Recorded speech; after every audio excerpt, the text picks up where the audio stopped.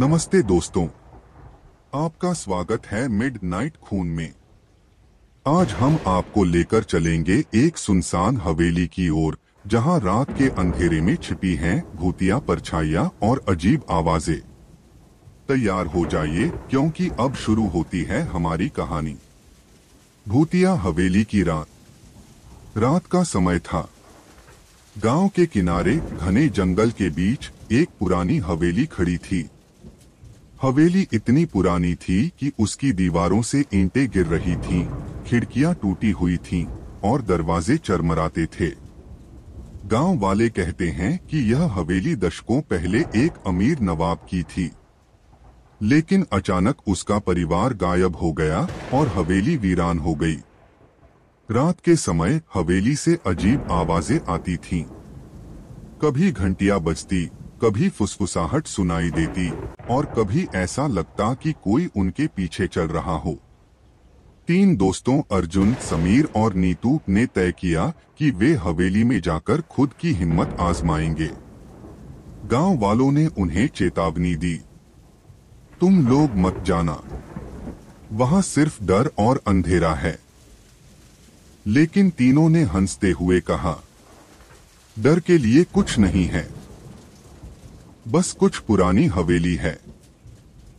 जैसे ही वे हवेली के करीब पहुंचे, ठंडी हवा ने उनका स्वागत किया। हवेली की पुरानी लकड़ी चरमराई। जैसे ही उन्होंने दरवाजा खोला, अंधेरा उनके चारों ओर फैल गया। हवेली में कदम रखते ही कमरे की ठंडी हवा ने उनका स्वागत किया। फर्श पर धूल और पत्तियों का ढेर था। दीवारों पर पुराने चित्र झूल रहे थे, जिनमें नवाब और उसके परिवार की तस्वीरें थीं। अर्जुन ने देखा कि एक चित्र में नवाब की आंखें जैसे उनके पीछे घूम रही हों। समीर ने कहा, ये तो बस हमारा डर है। लेकिन नीतू ने महसूस किया कि हवेली के अंदर कोई फुसफुसा रहा है। क्यों आए हो तुम यहाँ? तीनों ने हिम्मत दिखाकर हवेली के अंदर और आगे कदम बढ़ाए। तहखाने की ओर जाने वाली सीढ़ियां टूटी हुई थीं और अंधेरा हर जगह फैला हुआ था। एक कमरे में उन्होंने देखा कि एक टूटा हुआ आईना रखा है। आईने में उनकी परछाइयां दिख रही थीं, लेकिन पीछे किसी और की धुंधली परछाई भी। जैसे ही तीनों कमरे की खोज में आगे बढ़े, हवेली की दीवारें खुद से हिलने लगीं। हवा में अजीब हंसी गूंजने लगी। समीर ने देखा कि आईने में पीछे कोई महिला खड़ी थी। उसकी आंखें खाली और चेहरे पर दर्द झलक रहा था। नीतू ने चिल्लाया, चलो निकलते हैं। लेकिन दरवाजा अचानक बंद हो गया। तभी हवेली की दीवारों से आवाजें आने लगी, तुम यहां से नहीं जा सकते। तीनों डर के मारे कांप रहे थे। हवेली की लकड़ी की सीढ़ियां अपने आप हिलने लगीं। अर्जुन ने कहा, हमें किसी तरह यहां से निकलना होगा। उन्होंने तहखाने की ओर रुख किया। तहखाने में एक पुराना तांत्रिक कमरा था। वहां जादुई किताबें, पुराने जड़ी बूटियों के डिब्बे और अजीब वस्तुएं रखी थीं। नीतू ने महसूस किया कि हवेली में हर चीज जीवित हो रही थी। किताब अपने आप खुल गई और उसमें लिखा था, जो यहां आता है उसकी आत्मा हमेशा हवेली में रह जाती है।